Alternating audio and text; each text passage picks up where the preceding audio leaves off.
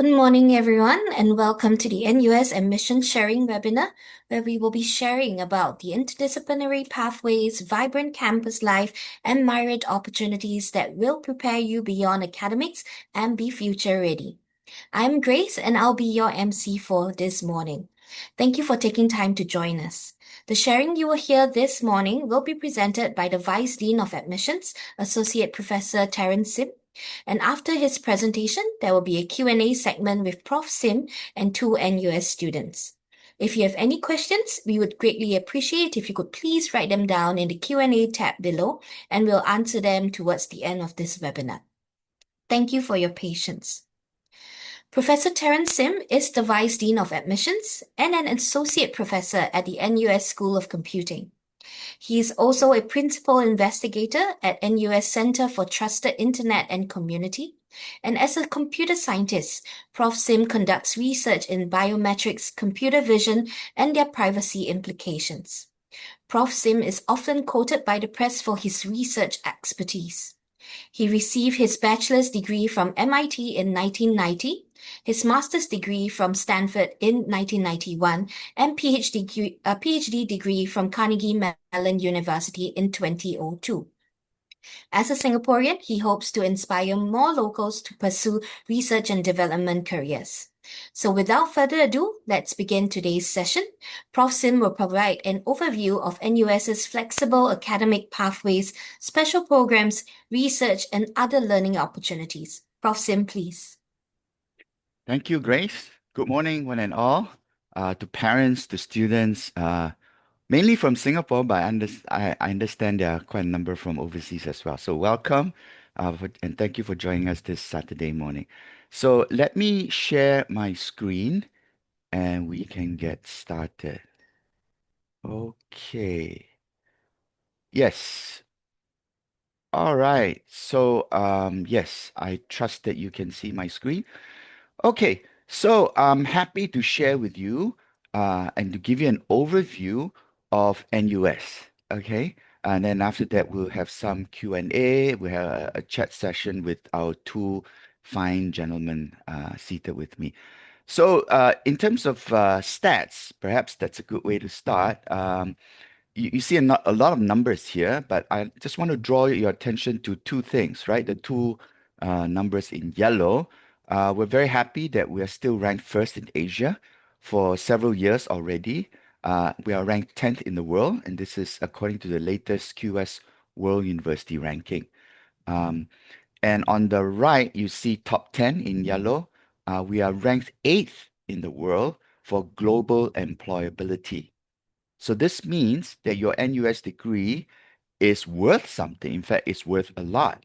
It means that people all over the world know us and hire our graduates, not just for full-time jobs, but also for internships, right? And so that will play into your advantage when you graduate. Okay, so keep that in mind. All right, so let's besides the top 10 ranking, we are also top 10 in 28 subjects, as you can see here. 7 subjects are in the top 3, 28 in the top 10. So you see this long list here. Take a look at this list, and you can probably find something you're interested in here, right? So, for example, our two gentlemen, Guang Rong is doing law. Law is ranked 6 here. Okay. Ashvin is doing business and econ, so business is ranked number 8. I'm a computer science professor, and computer science is ranked number 4 in the world. So we take our subjects very seriously. We excel in many disciplines. So in other words, you pretty much cannot go wrong if you come to NUS, right? Okay. So how do we position ourselves? Okay, we take an idea from Minister Chan Chun Sing. He was the former minister for education. And this is what he says. In Singapore, we do not just invest in the first 15 years of an individual's formal schooling, but we also invest in the next 50 years of their working life, right? So we are a very forward-looking university. And in particular, we look at these 4 key areas: digital, green, care, and Industry 5.0. These are what we believe, and in consultation with our industry advisors, this is where we believe the future will lie. Hence, we are gearing our students for this future. And in terms of commitment, NUS's commitment to you, dear students, is holistic development. Okay, so on the left, you see two circles. Okay, the blue circle, academic curriculum, and that's what we're very strong in. We have been traditionally very strong in this. But also the orange circle, non-academic curriculum. Um, this is where we started 2 years ago now to give a more formal structure to this. Okay, so this is where we're also concerned about your out of classroom experience because we, especially in this age of AI, uh, these skills, the skills in orange that you see, are becoming more important. So things like strong interpersonal skills, mental resilience, and global engagement. Because, like it or not, the world is now very interconnected, right? You see what happens far away in the Middle East or even in America affects us here, okay? And also, Singapore being a very small country, we have to engage with the world. So we want to cultivate people with global perspectives. All right. And essentially, what we're trying to do is to develop future ready graduates through a lifelong education model. Okay. So traditionally, you have what is called a T-shaped competency, right? This is where I grew up in. Okay. I was trained as a computer scientist, one specialist, and I had some breadth. I had to take some humanities and so on. Okay. So I was trained with the T-shaped competency. But subsequently in my career, I found that I had to learn something else, right? So, for example, I became a teacher. Okay, so I had to pick up teaching. So I developed what's called a pie-shaped competency. Okay, I picked up teaching skills. All right, um, and then further on, I picked up other skills. So in the end, I get some multiple skill sets. So we call this a cone-shaped competency. Okay, and this is where this is not all done in 4 years. Huh? Believe me, that'll be too much. But over your life, your working career. That's why NUS is positioning ourselves as your education partner for your lifelong education journey. Okay, so in your 4 years here will be either T or pie. Okay, acquire one or two, uh, and not too many for a start. Okay, but some of you are very ambitious, and really the sky's the limit for you. Okay, so this chart shows you how we will partner you as you age, as we all age, right? Not just in your 20s, 30s, 40s, but beyond. Okay. So as long as you are willing to learn, able to learn, um, we are here to partner you. All right. And to this end, we have flexibility and stackability. Okay. This is a bit overwhelming. I'll just highlight that beyond your undergraduate degree, which is the um, light blue box on the left, uh, you are also NUS also offers master's degree, PhD, advanced professional certificates, and so on. Right. So remember us and turn to us to be your preferred educational partner. Okay. So I will go into your NUS undergrad education shortly, but by way of summarizing, okay, in one sentence, this is how I would say your NUS education is customizable, challenging, and contemporary, the three C's. Therefore, take charge of your educational journey. Okay? You will do best if you are invested and chart your own course through your 4 years that you spend with us. Okay? All right. So let's talk about the undergraduate degree programs. Okay? We are a comprehensive university, and in this chart here, you see a lot of all the programs that we offer. So let me walk you through the major blocks. So the biggest block is the one on the left here. You see it says College of Humanities and Sciences. Okay, this is where all your art, social science majors are found. Okay, so if you're interested in languages like Chinese language, Malay language, Japanese, English literature, and so on, they are here. Psychology is here. Social science is here. Southeast Asian studies and so on. Okay. including geography. Okay, they're all in the College of Humanities and Sciences. If you're interested in majors in science, your traditional mathematics, physics, chemistry, life sciences, they're all here, including newer, more exciting things as like quantitative finance, food science, and technology are also found here. Um, the bottom of this box, we have a number of cross-disciplinary programs: data science and economics, environmental studies, geospatial intelligence, PPE, philosophy, politics, and economics. Okay, so this is the big block for you to choose from.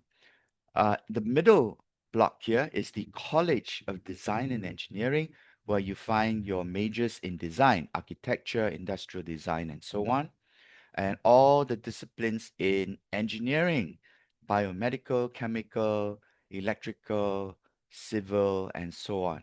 Okay, robotics and machine intelligence, they're all in this College of Design and Engineering. The middle block here is business. Our School of Business offers 9 majors, or maybe 10 now. I think the list has just increased. This is where you can find the traditional majors in accountancy, finance, marketing, human resources, and so on. Okay, I'm from the School of Computing, and in our school, represented by this block here, we have uh, 5 degrees here, AI being the newer ones, business analytics, and so on. Okay, and then not forgetting our traditional professional programs like dentistry, law, medicine, music, nursing, and pharmacy. Okay, so there's really, really a lot to choose from. So remember this, and if you're interested in any of these, NUS should be your preferred education partner. Okay, we have NUS College as well, and it's a bit confusing to explain. I will defer that to one of our student ambassadors here. He's with the NUS College, and he can tell you a little bit more about that. Okay, so keep this chart in mind. Okay, I'd like to give you an insight into how you will be studying, roughly speaking. Okay, all our degree courses are over 4 years. We no longer have 3-year programs. So over 4 years, you're required to take 40 courses in total, 40. Okay, and the 40 courses are divided into 3 baskets shown by these 3 colored boxes here. Okay, the biggest block is the major requirements. This is where you will take 15 to 20 courses in your major. Okay, and I'll have an example next slide to show you what I mean. Okay, this is where you spend most of your time acquiring your specialist skill set. Okay, now in the blue box in the middle, this is where we have the common curriculum. This is the breadth requirement. Okay, about 10 to 15 courses. This is where you have to take courses outside of your major. Okay, and this is necessary because we need to give you a broader base to stand on. Okay, necessary, these are 21st century competencies. Okay, last but not least, in the white box or yellow box below, these are your unrestricted electives, about 5 to 15 courses. Now, these are courses that you can take, any course in NUS, right, offered by NUS from different faculties, as long as you're interested and you have the prerequisites. So really anything that NUS offers. So the next slide gives you a specific example. Okay, so let's say your major is BizAd, Business Administration.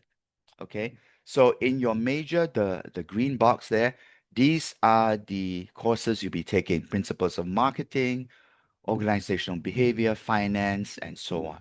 Okay, these are some of the courses you'll be taking in your major. Okay, now in the blue box, the common curriculum, you'll be taking courses that will give you some breadth. So, for example, data literacy, digital literacy. Okay, in the age of AI, we need to train you for that. Okay, you need to understand something about cultures and connections, communities and engagement, Singapore studies, and so on. Okay, this will train you in breadth. Okay, and then finally, the box below, unrestricted electives. Let's say you're interested in forensic science. Yeah. at a crime scene, if you're a police and you come across a crime scene, what do you do? What are the forensic things that you would do? Okay. Or if you're interested in pirates, okay, pirates, oceans, and maritime world is a course that we offer.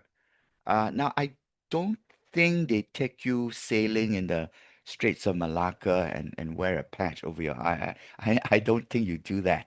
Uh, so it's more academic, okay? But you get to learn about pirates, oceans, and the maritime world. Or if you're interested in ethics, morality, and law, there's a course for that as well. Okay, so really, it's anything that you fancy, and we encourage students to use this to really try out something just for the sake of passion, for the sake of your interest. Okay. Now, because of this structure, it's actually really flexible. Okay. Let me illustrate. So, if you're interested to do a single major, as shown by the first two columns on the left, this is how you can structure your 40 courses. Okay. So, you have your university requirements. These are your common curriculum that I mentioned. You have your college or faculty requirements.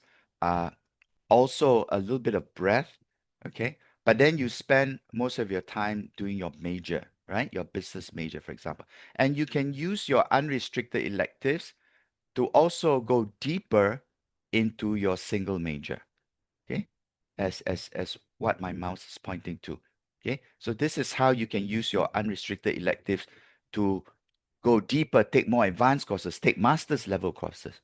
That's perfectly fine. Okay, even though you're an undergrad, you can take master's or even PhD level courses as long as you have the prerequisites. Okay, alternatively, you may use your unrestricted electives to do a second major. Okay, so for example, so one of our students here is doing double major in economics and business. Okay, so this is where you can do that. Okay, you can do also a major and a minor using your unrestricted electives. So uh, the difference between a major and a minor is just how deep you go. Okay, so I think a major second major will be 12 courses and a minor will be 6 courses. Okay, so you can do one or two minors using the space given to you by the unrestricted electives. All right, so this is the kind of flexibility that we give our students, and you can tailor and you should tailor it to your preference and your interest, right? So another way of saying it is that no two NUS students have the same timetable. Let me repeat that, okay? No two NUS students have the same timetable because each person tailors the course structure according to his or her own preferences. Okay? All right. So now you might be wondering what is NUS's strategy for education in the AI era, right? You may be worried, and rightfully so.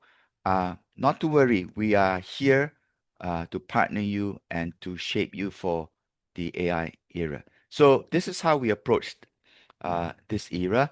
We will train you in AI plus X or X plus AI. This is your competency framework. Okay. But importantly, your human edge framework is also important.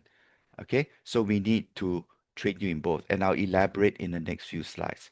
So we have come up with this tiered competency framework. Okay. Uh, when it comes to X plus AI. Okay. At the lowest tier, tier 0 is literacy, where you have some basic literacy of AI. Okay. Above that, tier 1 is fluency. You are fluent. You can use AI tools to solve problems in your specific area. Okay. Mastery is above that. Okay. This is where you can actually build the tools, not just using the tools, but build the tools. Okay. And finally, innovation area. That means you are really moving to using advanced, creating new uh, advanced AI algorithms and architectures. Okay. So now the NUS promise to you is that we will train everyone, regardless of your major, we'll train everyone to not only be literate in AI, but to be fluent. We train everyone to have tier 1 competency, okay, to be fluent. In other words, you'll be able to use AI tools, okay? You don't have to create the tools, but you will need to know how to use them. Okay. Now, but for some of you, we will train you to do mastery and even innovation. Okay. Those of you who want to major in AI, okay, and the related disciplines, you can go for mastery or innovation tiers. Okay. So this is how we structure our AI framework. Okay. Um, and the specializations for AI will include, of course, the degree in AI, but there are minors, second majors, and so on. All right. We understand that the AI era is not only simply about AI, but the ability of humans to work with humans and AI agents to perform work of higher value ahead of the competition. So AI fluency, which is what we will train you in, is necessary but not sufficient.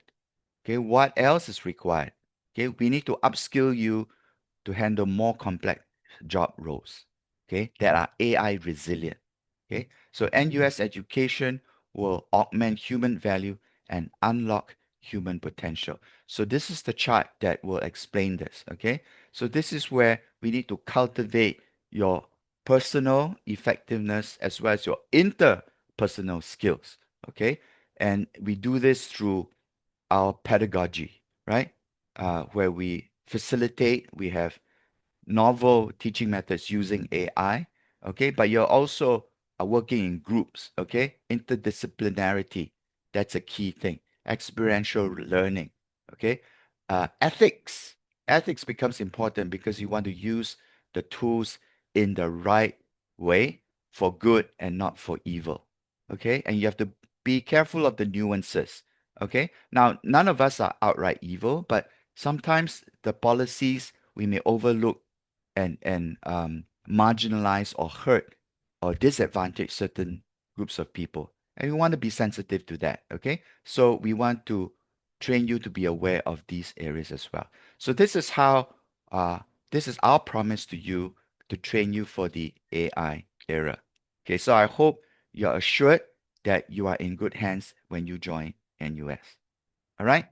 Now, at NUS, we also believe that you should make the world your classroom. Your classroom is not confined to the four walls of your lecture room or your tutorial room. Okay. But look to the world. Okay. So to this, we have many, many ways for you to gain global experience. The student exchange that you see on the left, this is our standard way for students to go one semester or two semesters at over 350 partner universities. So example would be University of Edinburgh in Scotland, okay, or university in the US. Okay, we have plenty of options for you to choose from. Okay, if you want a shorter program, we also have summer and winter programs, which are 4 to 6 weeks long. Again, all over the world. You can go to Europe. We have students going to Norway, for example. You can do these shorter stints. Okay, and there are shorter programs, still study trips, uh, a week long in the region. So we have students going to the Indonesian Riau Islands, okay, for just a week. Okay, so all these are possible. In addition to that, we have something called NUS Overseas Colleges, NOC, okay, which is shown in the slide. Now, this is really unique to NUS. We started this over 20 years ago, and this is really for people keen to do entrepreneur studies, okay, who are keen to do startups. Okay, the idea here is that NOC colleges gives you an opportunity to intern at a startup for up to a year. Okay, so the goal is not so much academic studies. That would be your student exchange, okay, shown in the previous slide. The goal of NOC is more startup, entrepreneurship. Okay, where can you do that? You can do that in these 15 or more places all over the world. Okay, so of course you might be thinking of Silicon Valley, which is where we started. Okay, but we've now spread to all over the world, okay, including China, Beijing, Shanghai, Shenzhen, Europe, Stockholm, okay, Southeast Asia, okay, Jakarta, Nagoya in Japan. Okay. Um, so again, the goal is to do startups, right? And in the evening, you're required to take some evening classes, and you get to do that in the top university at each of these universities. So, for example, if you're doing your internship at Silicon Valley in the day, in the evening, you take your classes at Stanford University. How about that? Okay. If you're doing your internship in Beijing, in the evening, you can take your classes either at Beida or Tsinghua. Okay. So at each of these locations, we have tied up with the top universities in that city. So this is an excellent, excellent opportunity if you are into startups and entrepreneurship. Okay, so take advantage of this opportunity at NUS. Okay, a quick word about housing. Um, we have various housing options, and later on, I'll invite our student ambassador to talk about that. We have 6 halls of residence, 5 residential colleges, and 4 houses. Okay, broadly speaking, they differ in the theme, their characters. Okay, they also differ in terms of whether meal plans are compulsory or not, whether academic classes are compulsory or not. Okay, so different nuances, and I'll invite our student ambassador to explain later on. Okay. Now, unfortunately, we do not have enough student housing for everyone. Okay. So not everyone can live on campus, and therefore there is a screening process. Okay. For you to apply and be screened and be admitted. Okay. So it can be competitive as well. Okay, but do that. You have to apply and as a separate application process. Okay, different from your admissions application. Okay, moving along. I'd like to tell you about CCA. Okay, NUS is big, right? We are a large university. We are Singapore's largest and oldest university. We have 30,000 undergrads.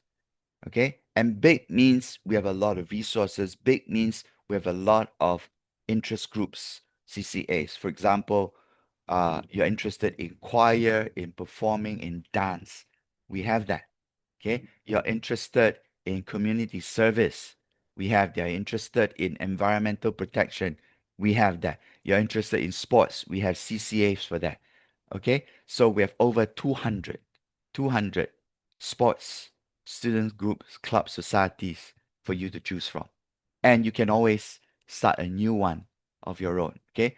Put up a proposal, gather like minded students, and if it's approved, NUS will fund your new CCA. Okay. But there's already a wide variety to choose from. Okay. In terms of future employment, remember I said NUS is ranked eighth in the world for global employability. Well, we take this seriously because we have a center for future ready graduates. Okay, so this is where we give you career advice. Okay, we'll help you improve your resume. We'll train you uh, how to do conflict, how to handle conflicts. We train you to be more aware of yourself. Each of us have different um, the way we approach work and relationships are different. You need to be aware of yourself. Okay. And this is where there's a lot of professional internships are available for you. Okay. So take advantage of this as well. All right. What is life like as an NUS student? Okay. Um, well, there are many YouTube videos you can find online, okay, made by students showing their daily life. Now, these are just our enthusiastic NUS students making. They are not commissioned by us, okay? And therefore, they do not represent us. It's not an official policy, or these are just the author's own opinion. But it's amazing how many of them take it upon themselves to create videos. So we have students from law school, from computing, from business, from all over, sharing what they do, their struggles, their joys, through all their 4 years in NUS. So look out for them, okay? And you could probably get in touch with them, right? I think some of them are very active still on social media platforms. Okay, so you're thinking, this sounds great. I want all of this. What do I do? I'll tell you what you should do. Okay, you have to apply. Obviously, you have to apply to begin your journey here. Okay, now this crowd here is primarily Singaporeans, although I know there are many international students as well. Uh, so let me quickly touch on these. So the Singapore qualifications, these are the four that we accept. Okay. Um, A levels, of course, that's our biggest cohort. Poly, another big cohort that will apply to us. IB, um, IB diploma, we accept those, and NUS high school. Okay, so we accept all these four local qualifications. Okay, now to give you more information, um, you need to know the subject prereqs as well. So, for example, if you are interested to do law, there's subject prerequisites. Okay, you need at least a B in your A-level GP. Okay, or you need a SAT reading and writing score of at least 700, and so on. And there will be a selection test and interview. Okay, if you're interested to do computer science, okay, these are your subject prerequisites. H2 pass in computing, mathematics, further math or physics. Okay, you don't need computing actually. Okay, but if you have it, it's good. Okay, there's no selection interview, not mandatory. Okay, but you might still be called up. Okay, if you're interested in business, for example, all you need is a H1 pass in math. Okay, and no interviews and so on. So the full list is available on our website. So do take a look, because you must have the subject prerequisites in addition to good A-level grades. Okay. Also check out the indicative grade profile. Some examples are shown here. Now look at the 10th percentile. Okay. So let me explain what this is. The indicative grade profile is not a minimum cutoff. It's not a guarantee. Okay. It's an indication of what happened last year. Okay. In other words, if you look at law and computer science, this is the 10th percentile. In other words, if you rank the A level scores of last year's cohort, okay, the bottom, so to speak, bottom 10 percentile of the students that were admitted to NUS were all straight A students. Okay, this is because law and computer science are highly competitive. Okay, uh, if you are applying to be a geography major or a physics major, that comes under CHS. Okay, then the 10th percentile is ABB. Okay, uh, I should revise this because you do not no longer need the fourth subject. So I apologize for this slide. I will update it soon, because this year, from this year onwards, right? You know that your rank points is calculated differently. It's based on 3H2. Okay. So, but this gives you an indication. So the full list is shown on our webpage as well. Okay. And there is another IGP for poly students. I will show you the GPA of the 10th percentile. Again, let me emphasize, even if you meet this 10th percentile grades, it does not guarantee you. Okay. Not at all. Okay. It just gives you an idea of how competitive it is uh, in a particular course, okay, based on last year's cohort. Okay, now, so much for local qualifications. We also have a vibrant international community because we accept international qualifications and we accept a whole long list. Okay, you can see here A levels from other qualification, other exam boards at Excel, London, Oxford, and so on. We accept American high school, Australian high school, Canadian high school diploma, European baccalaureate, a whole long list as well. So for our international students listening in, check out this list, and of course you can feel free to apply. Now for international students, your application deadline is slightly different. Applications will commence subtype in December this year for next year. Okay, and it will close sometime in February next year for international students. For local students, your application window opens also in December, but it will end at slightly different times. So watch out for those dates. Okay. In terms of holistic assessment, NUS is adopting a holistic approach, meaning that we assess you not just based on your grades, but on your achievements, on your CCA, on your non-academic activities as well. So do fill up the 5 short response questions. These are about 100 words. They are not essays. Okay, just short, to the point questions that we will ask you. Okay. And then finally, the dates. Okay. This is the chart for Singapore A level. Typically, the closing date will be late March. Okay. For 19 March was this year. It might change for next year. This is where the application deadline closes and you get in your application by then. Okay. So pay attention to these dates.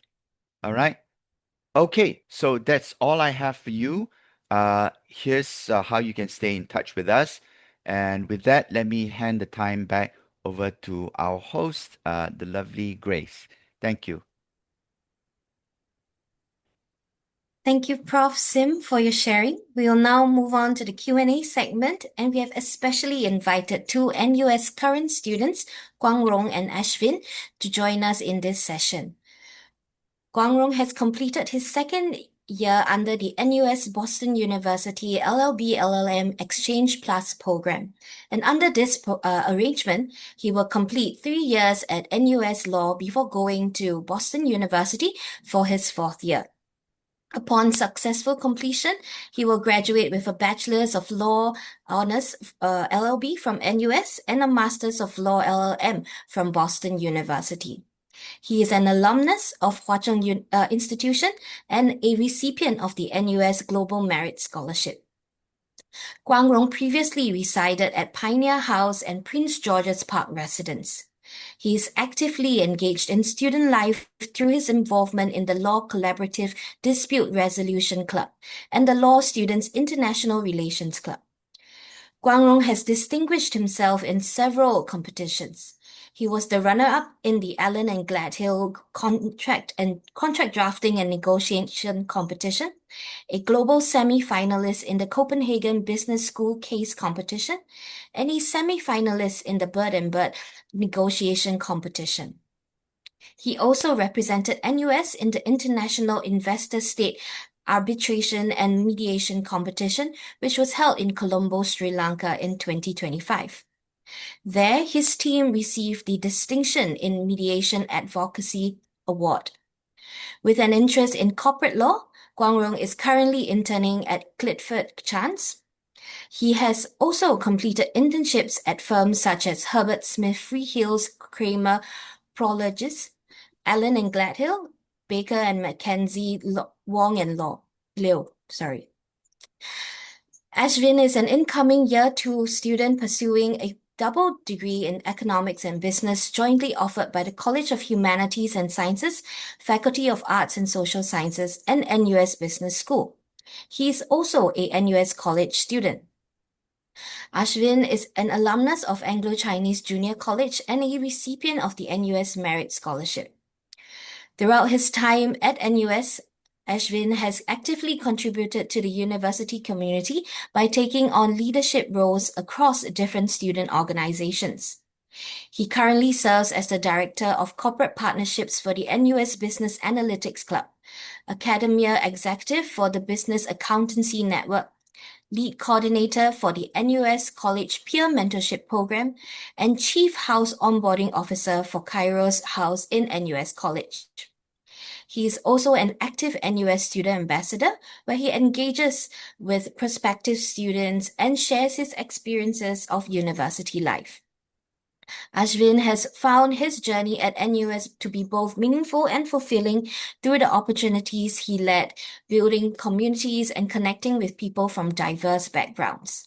He's happy to share more about his double degree program in economics and business. about NUS college scholarship opportunities, student leadership, and life at NUS. So I'll hand the time over to Prof. Sim, who will be moderating this Q&A segment with Guang Rong and Ashvin. Prof. Sim, please.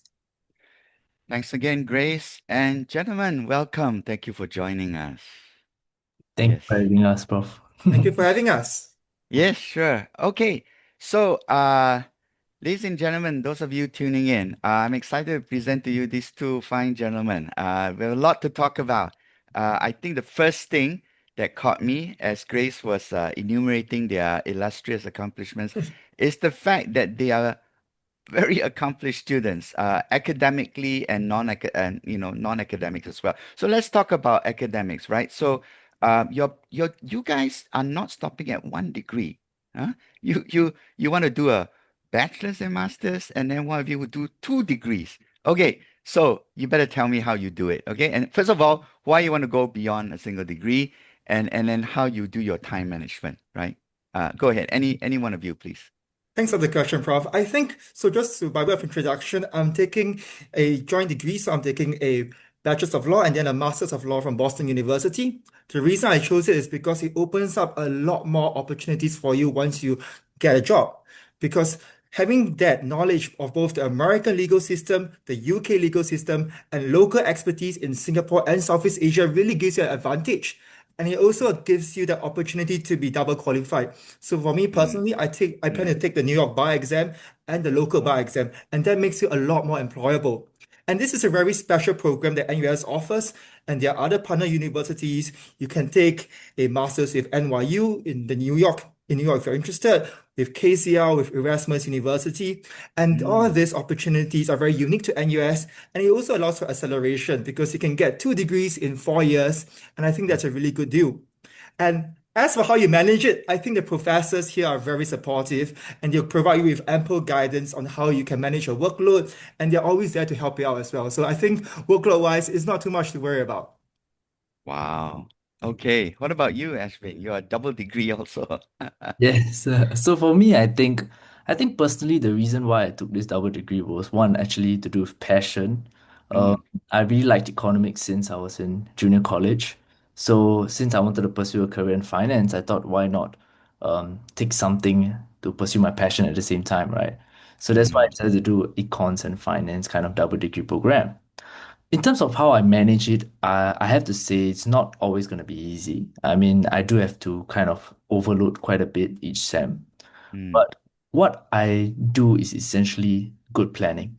So by doing mm, good planning and ensuring that you take certain mods at certain times, right? This actually allows you to better accommodate your degree, especially during these mm, mm, hectic mm, like CCAs that you like to accompany your double degree with.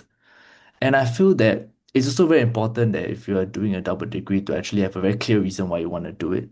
So mm, for me, it's passion. It can even be career related as well. And having that clear reason will actually motivate you to continue double degree. Because it really needs a lot of motivation if you want to continue it for at least 4 to 5 years. There are also two tracks you can do. So some people like to speed up the double degree and do it in like 4 years. Um, but for me personally, I actually kind of want to take my time and do it properly. So I might take around 4.5 to 5 years. Yeah. But so far it's been going well. So that's good.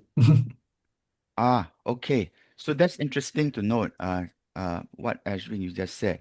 You can actually overload, right? And you are doing your overloading. Um, And you're not paying more, right? NUS fees doesn't go up because you're paying more. Yeah.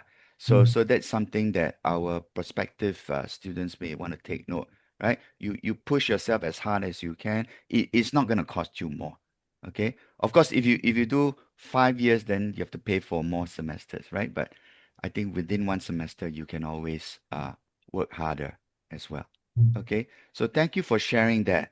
I think the other interesting thing about two of you gentlemen is that you have lived or you are living on campus, okay? A wide varieties, right? So perhaps I could get both of you to talk about your housing experience on campus, and especially what's the difference between all these hostels and what PGP and all that, right? Because I think our applicants are a bit bewildered. Yeah, go ahead. Yeah.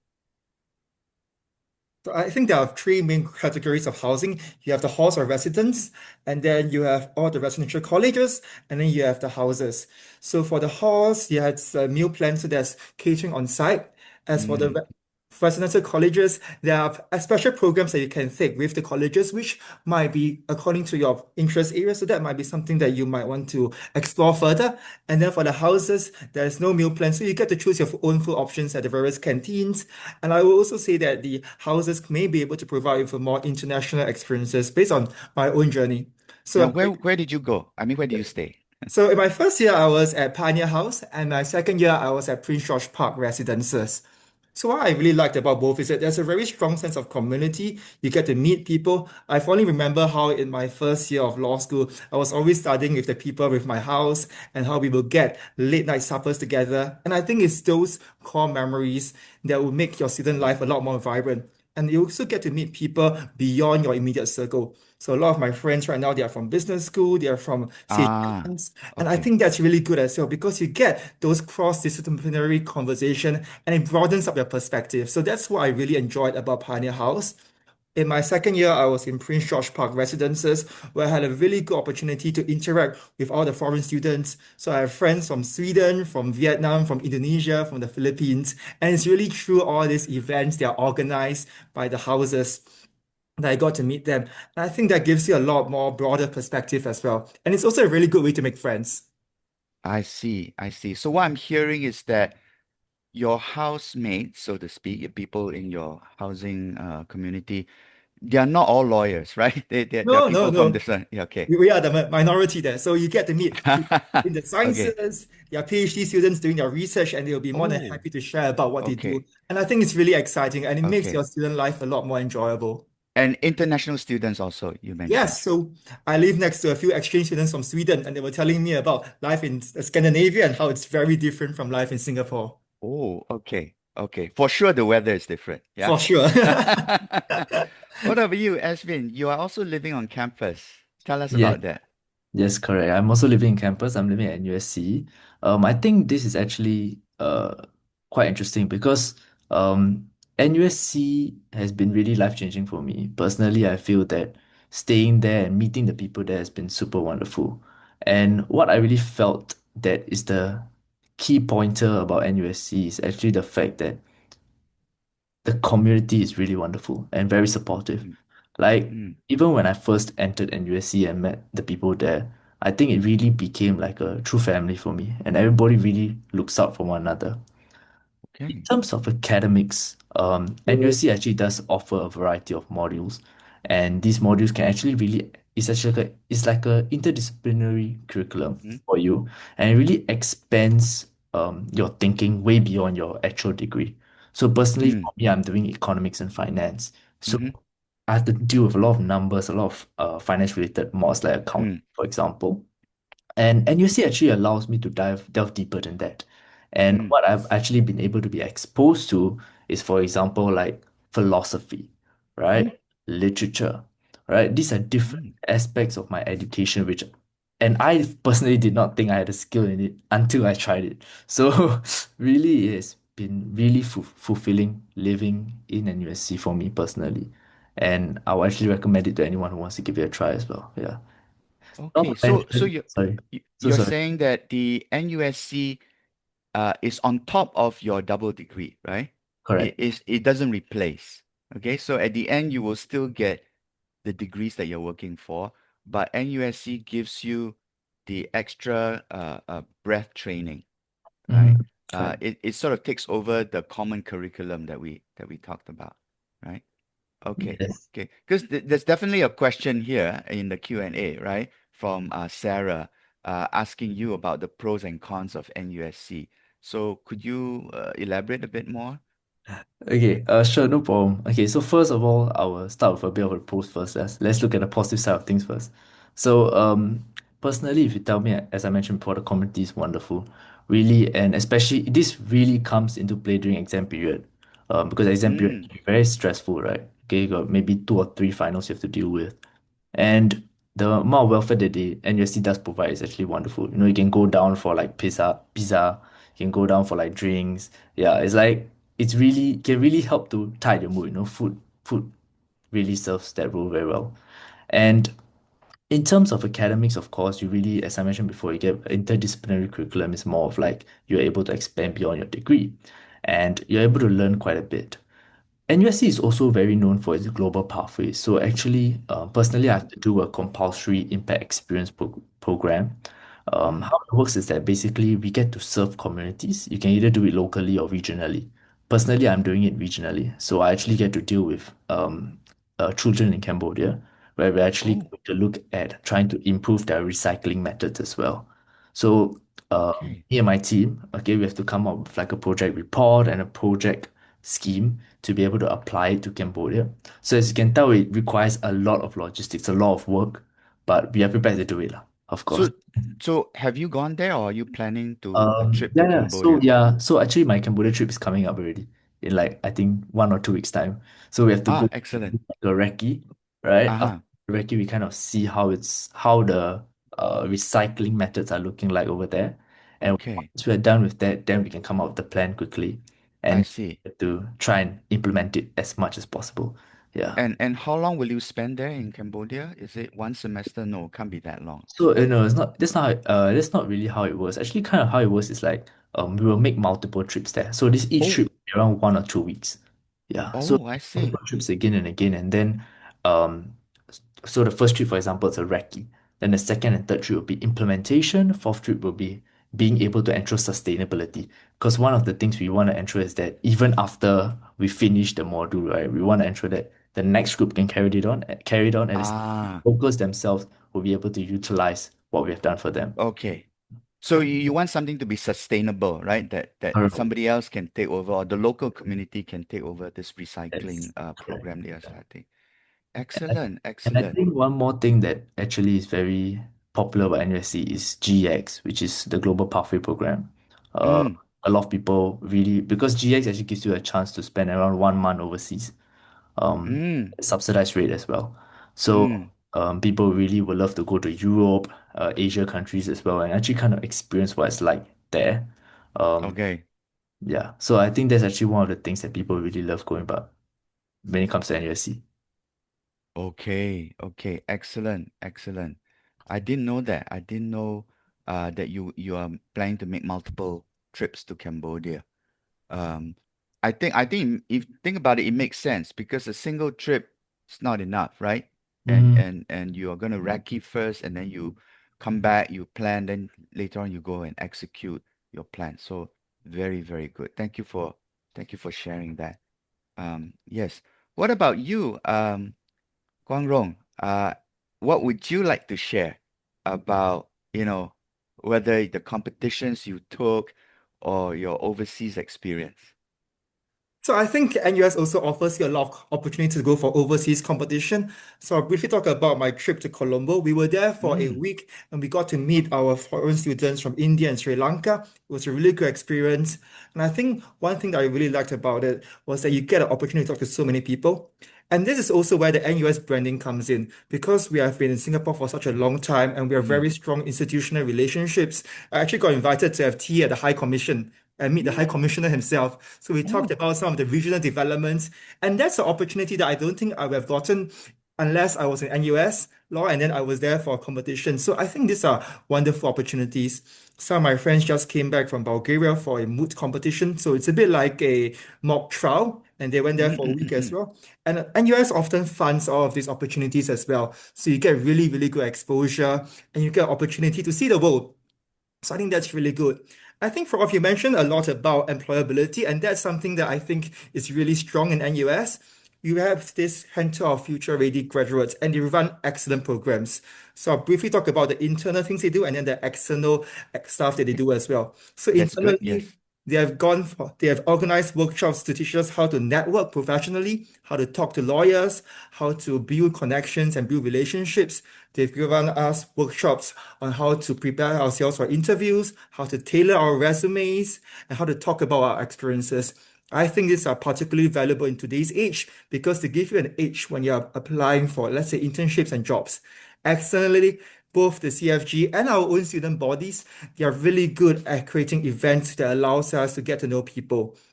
So, for instance, CFG and our student bodies, they have organized open day sessions with firms such as Clifford Chance, HSF Kramer, Baker McKinsey, and it's through these experiences where you get to know the industry better, and it also allows you to meet people and hear from their experiences as well. So that's something that I think is really good about NUS. And our alumni is incredible. Our alumni are working all over the globe. I have seniors who are working in New York at Latham Watkins. And recently, one of our alumni, who is a partner in a San Francisco-based law firm, came back to NUS and invited us to have tea with her, which I thought was really nice. That's nice. That's nice. Thanks for sharing, Guang Rong. In fact, as you're sharing, a question came in specifically for you. It says from Alicia, it says, how incredible Guang Rong has achieved many competition and overseas. My question would be, does NUS provide financial support for this, right? Or do you have to pay, or how much do you have to pay? So can you tell us about this part? Got it. So there is a fund that is called a mooting fund. So after you pay for it yourself first, you can claim back from this fund, and it often the percentage coverage depends or changes every year, but there are opportunities to get funding as well, which I think is really good. Yes, definitely. Also, if I may add on, I didn't mention in my talk earlier, but we do have financial aid. Mhm. Financial aid is different from scholarship. Scholarship is based on your academic strength, right? Financial is just needs based. Okay. So for students who require financial aid, come talk to us. With our financial aid officers, we will tailor a package for you.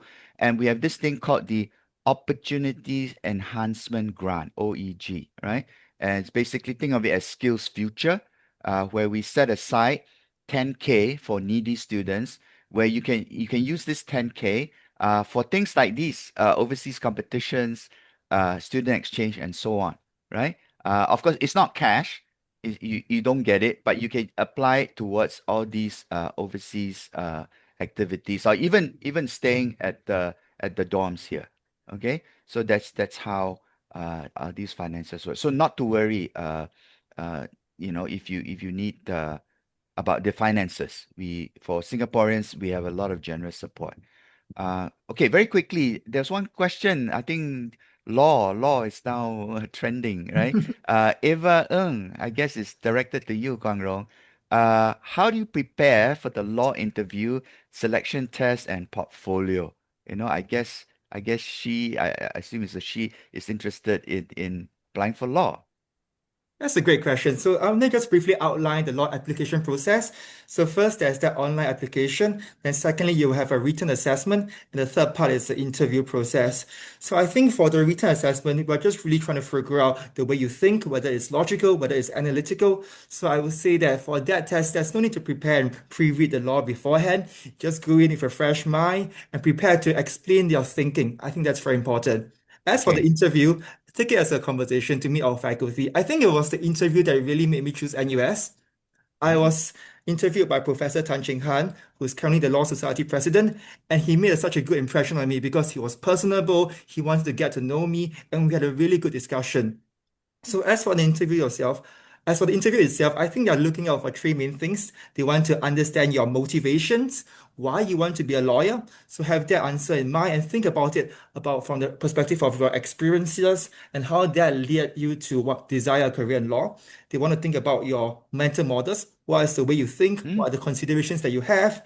And thirdly, about your mindset. Are you coming in curious? Do you want to learn more? And I think as long as you have your personal narrative ready on why you want law, you do well. So don't worry too much and take it as a conversation because our professors really do want to get to know you better. Wow, that sounds good. Thank you for those tips. Uh, Time is running out, so perhaps I'll just ask the two of you gentlemen, what final thing would you like to say to our prospective applicants listening in today? What words of wisdom? I think at Uh, NUS, right, you have the room to really be yourself and to pursue your own adventures. So come in with open mind and just make the best of what the university offers because there are just so many opportunities out there. okay, Ashvin. I think for me, I think NUS is actually the best place to make as Yeah, many friends as possible true. and like-minded individuals and Okay. also have a jolly good time. Yeah, definitely. Okay, I think that's key, right? Because while the going gets tough, the studies get tough, but you should enjoy every step of the way, right? So with that in mind, I just want to end this session. I apologize if we cannot answer all the questions that you have typed. Let me hand this time back to Grace. Thank you, Prof. Sim, Guang Rong, and Ashvin for sharing your experiences, insights, and sound advice. I hope they have managed to answer your questions and clarify your doubts. So with that, we have come to the end of today's webinar. Thank you so much for joining us, and we hope that this session has been helpful. We know that many of you have signed up for the respective sharing sessions for the rest of today, as well as next Saturday. And we wish you a fruitful time gathering insights about the transformative experiences and endless opportunities that await you at NUS. We also greatly appreciate if you could please take a few minutes to fill up a feedback form. You may scan the QR code or access the link in the chat board. Your feedback is important to us, so please let us know how we can improve. So thank you once again. We look forward to receiving your applications and warmly welcoming you to NUS. Have a pleasant day ahead.